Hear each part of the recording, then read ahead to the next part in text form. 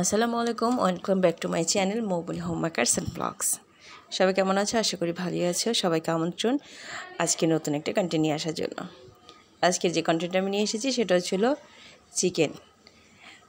চিকেনটা সাধারণত আমি নর্মালিভাবে রান্না করব, কিন্তু অন্য পরিবেশে এবং অন্যভাবেই রান্না করছি। এবং সবচেয়ে বড় ইন্টারেস্টিং ব্যাপার হলো মাটির চুলায় আমি আর আপু দুজন মিলে আজকেরা রান্না করছি। তা মৌবনির ওপেনিং কিচেন ঘরে সবাইকে স্বাগতম জানিয়ে শুরু করছি। ফার্স্টেই দেখো তেলটা গরম করে তার মধ্যে পেঁয়াজ কুচিগুলো দিয়ে দিয়েছি। গ্রামের এই দেখো মাটির চুলা, তোমাদেরকে দেখা নিচ্ছি মাটির চুলায় মাশাআল্লাহ সুন্দর চুলা আগুন জ্বলছে। দেখো এইদিকে গ্রামের চারি সাইডটা একটু দেখাই নিলাম।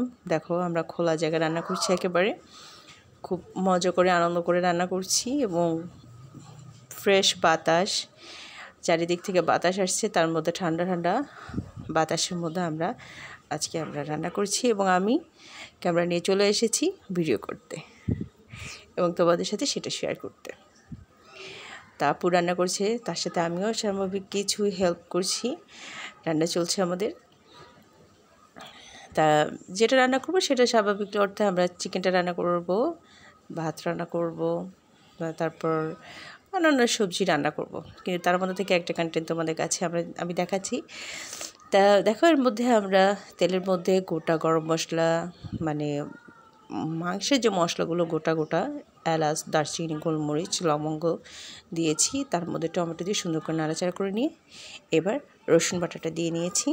রসুন বাটাটা দিয়ে এবার কিছুক্ষণের জন্য নাড়াচাড়া করব। মাশাআল্লাহ জালটা জ্বলছে। চুলাটা বানিয়েছে আমার আপু, অনেক সুন্দর লাগছে।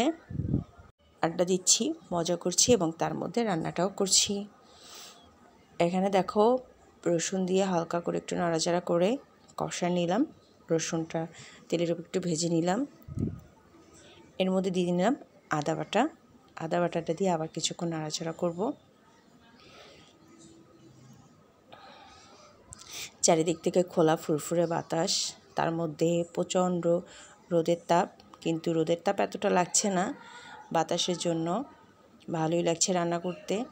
শহরের চারিদিকে বদ্ধ দেয়ালের থেকে খোলা উন্মুক্তভাবে রান্না করার মজাটাই আলাদা। এবার দেখো আদা বাটি দিয়ে কিছুক্ষণ নাড়াচাড়া করার পরে আমি আবার কিছু গুঁড়া মশলা দিয়ে নিচ্ছি। তার মধ্যে হলুদ, ফার্স্টে মরিচের গুঁড়া দিয়ে সামান্য পানি দিয়ে নিয়েছি, কারণ পানিটা দেওয়ার কারণ হলো মরিচের গুঁড়াটা বেশিক্ষণ তেলে থাকলে পুড়ে যেতে পারে, এজন্য তরকারিটা কালো কালো হয়ে যাবে।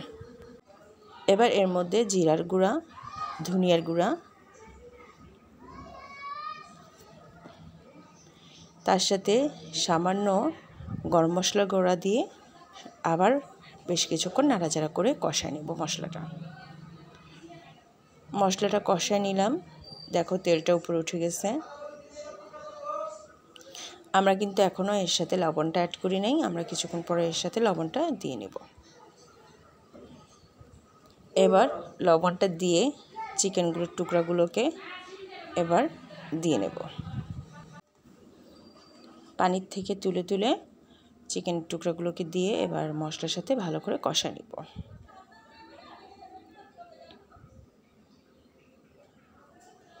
এবার ভালো করে নাড়াচাড়া করে চিকেনটা কষাবো। চুলার জালটা মাশাআল্লাহ ভালোভাবেই জ্বলছে, একটুও ধোয়া হচ্ছে না। আপু আবার একটু জালটা ভালো করে আবার দিয়ে নিল। এবার ঢাকনাটা উঠায় আবার চিকেনটাকে সুন্দর করে নাড়াচাড়া করে নিলাম। এবার এর সাথে অ্যাড করব আলুটা ফার্স্টে কিন্তু আমরা হালকা সিদ্ধ করে নিয়েছি, তারপর ঠান্ডা পানিতে ঠান্ডা করে এর সাথে দিয়ে নিলাম। দিয়ে এবার চিকেনের সাথে দিয়ে নিয়ে এবার সুন্দর করে আবার নাড়াচাড়া করে নেব।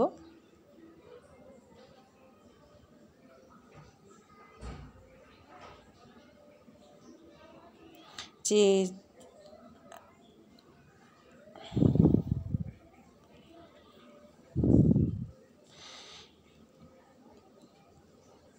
ভালোভাবে নাড়াচাড়া করে নেব আলুর সাথে চিকেনটা, আবার উপর নিচ করে নাড়াচাড়া করে ভালো করে কষায় নেব।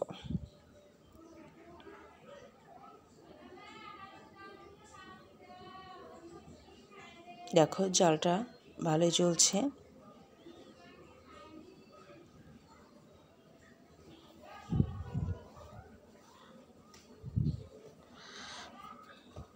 ভালো করে নাড়াচাড়া করে নিচ্ছি যেন নিচে না লেগে যায়।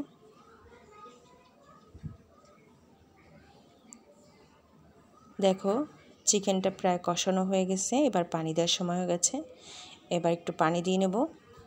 বেশি ঝোল ঝোলও করবো না, বেশি মাখা মাখাও করবো না, মিডিয়ামভাবে রাখবো, কারণ গরমের মধ্যে কষা জিনিসটা না খাওয়াই ভালো। এবার ঝোলটা দিয়ে নিলাম, পানিটা দিয়ে নিয়েছি, পানিটা দিয়ে এবার সুন্দর করে চারিপাশ থেকে মশলাগুলোকে গুছিয়ে নিয়ে সুন্দর করে আবার বেশ কিছুক্ষণে জন্য ঢাকা দিয়ে দেবো।